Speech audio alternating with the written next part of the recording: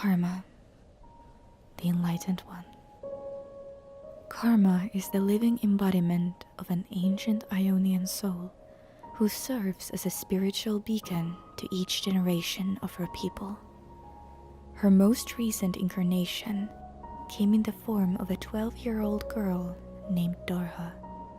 Raised in the Northern Highlands, she was headstrong and independent, always dreaming of a life beyond her provincial village. But Darha began to suffer strange, fitful visions. The images were curious. They felt like memories, yet the girl was certain they had not happened to her. At first, the problem was easy enough to conceal, but the visions grew in intensity until Darha was convinced she was descending into madness. Just when it seemed she would be confined to the healing huts forever, a group of monks visited her village. They had come from a place known as the Lasting Altar, where the divine leader Karma had passed away some months earlier. The monks were in search of the old man's next incarnation, believing him to be among the villagers. They applied a series of tests to everyone they met, but eventually prepared to leave empty-handed. As they passed the healing huts, Darha threw herself out of her cot and ran to stop them. She wept, telling them of her visions and that she had known the monks' voices from the babble in her head. They recognized the signs immediately. This was their karma. The visions were past lives rushing to fill a new vessel. In that moment, Darha's life changed forever. She bid farewell to all she'd ever known and journeyed to the Lasting Altar to learn from the monks. Over the years, they taught her how to connect with her ancient soul, and the girl found her own voice drowned out by thousands of others, each espousing the wisdom of ages past. Karma had always advocated peace and harmony, teaching that any act of evil would bring about its own repercussions, and so required no response. But even as she became Karma, Darha struggled to understand this simple truth.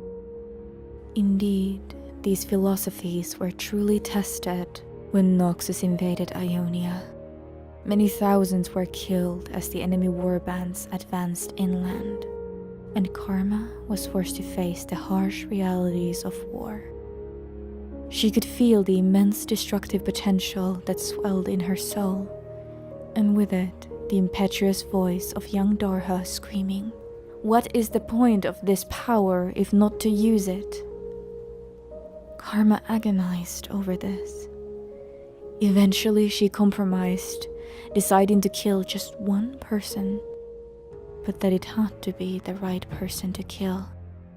She confronted a Noxian commander on the deck of his own war frigate and unleashed her divine fury.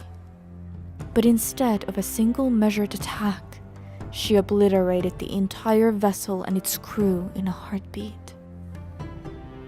Though the Ionians rejoiced at this apparent victory, Karma was left strangely empty.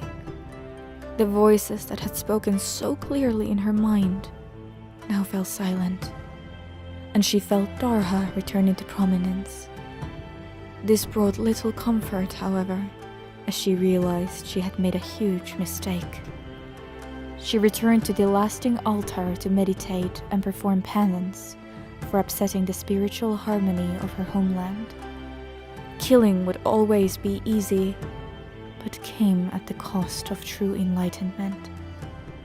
She had already tarnished her own undying soul, along with those of her followers, and she would try her utmost to do no further injury.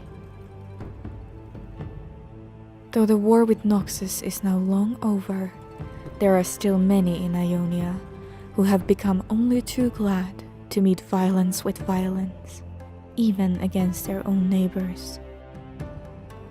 Karma has pledged to guide as many of them as she can to more peaceful means. And with every conflict she averts, more of the lost voices return to offer their eternal wisdom.